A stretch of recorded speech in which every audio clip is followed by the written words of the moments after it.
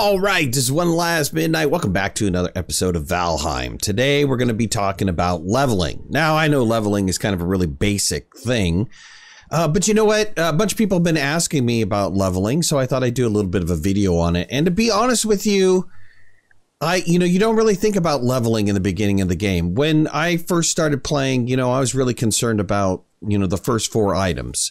Making a club, making a stone axe to get some wood, making a hammer so that I could build something. I wasn't really focused on leveling. When you do build that hammer and you get the workbench, I don't remember what it is. Maybe when you get some flint or something, you actually get the hoe.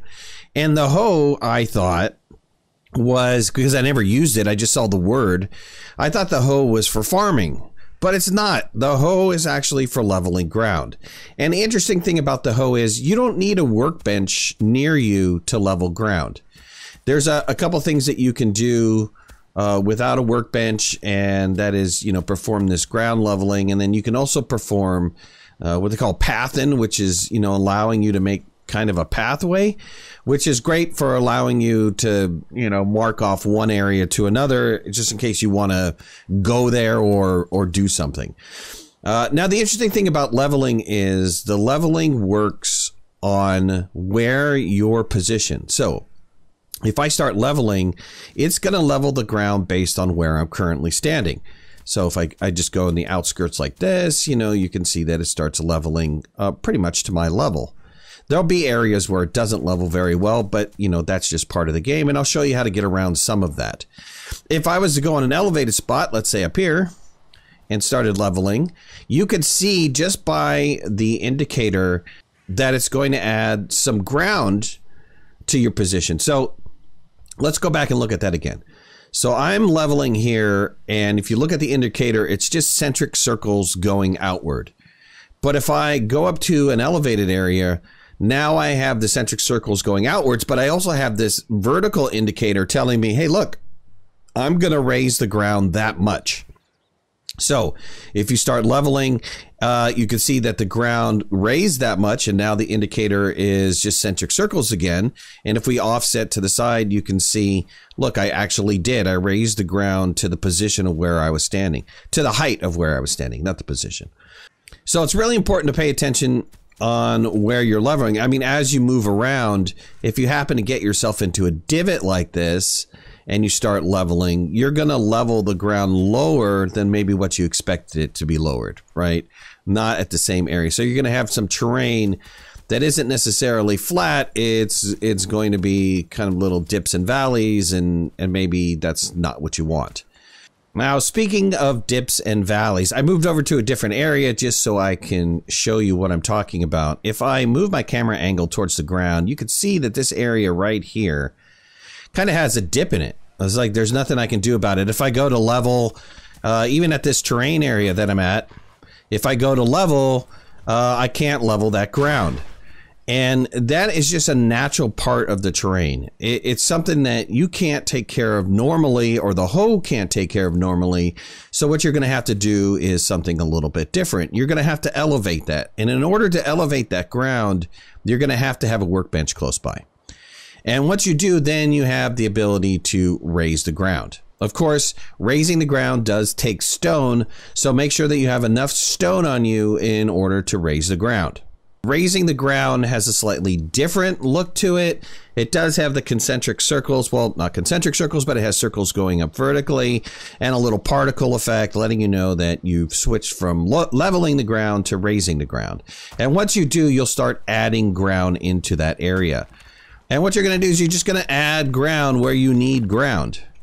Once you've had the ground placed, and you can see if we tilt our camera angle again, now it's a little bit elevated, I can go right back to leveling the ground in that area, and it will level it to the position in which I'm standing. Once again, it's always on the position in which you're standing.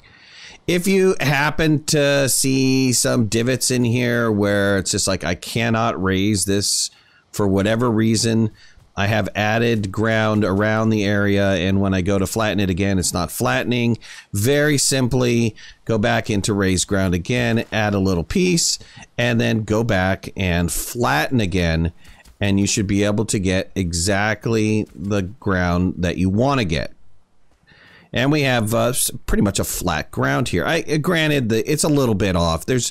I have seen other videos of people getting absolutely perfect ground, but honestly, you don't need absolutely perfect ground.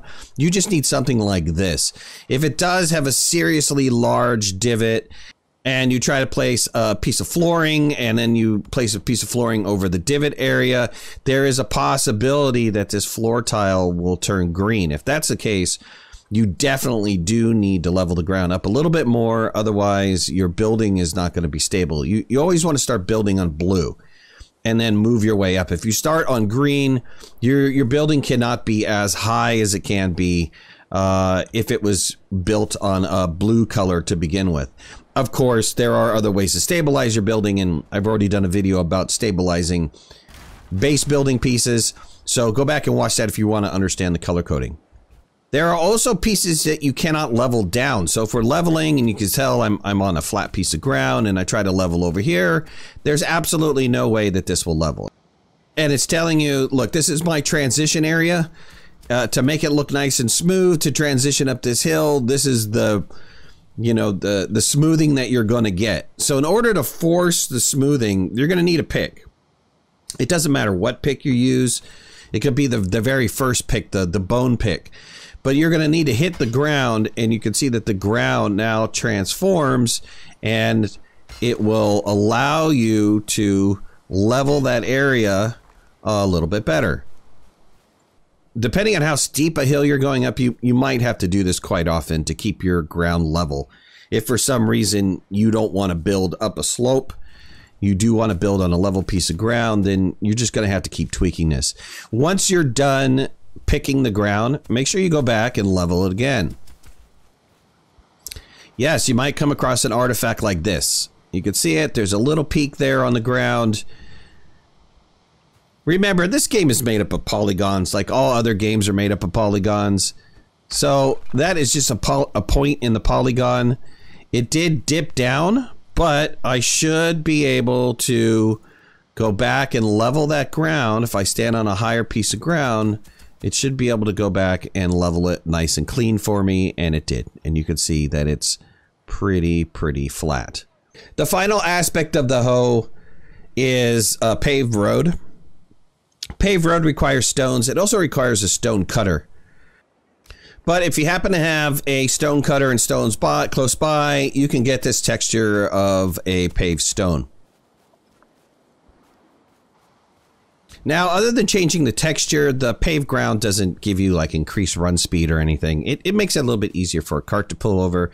But honestly, a paved ground is just fine for the cart if you don't want to go ahead and waste the stone to put this stone texture on there. It does look nice, and it looks great for decorating around your house or if you've got kind of like a little city going on to give you like a pathway that looks really nice inside of the city, a little cobblestone area. To get rid of this, very simply, all you have to do is flatten the ground, and you can get rid of this texture, no problem. Ultimately, the most important thing for leveling the ground is building stable buildings. And I've done an entire video on building stably. So if you guys want to see how to build stable buildings, go and check out that video. I hope this was helpful for you guys. I know it was a little bit of a beginner's guide for those of you guys that are starting fresh out. Maybe you didn't know that the hoe was there, because when I first started playing for my first couple hours, I thought the hoe was related to farming, and I never made it. And my first buildings were on uneven terrain, and I was having a hard time building them. So I grabbed the hoe and went, well, let's see what this thing's all about, and was pleasantly surprised when I found out that the hoe was part of a leveling tool. At any rate, if you like this video, hit that like button. If you're not a subscriber, please subscribe. I'd love to have you in the community. If you want to follow me on any of my social media, you can find the links in the description below, and make sure to hit that notification bell. That way you know when I go live and when I post new videos. Talk to you soon. Thanks a lot. Bye-bye.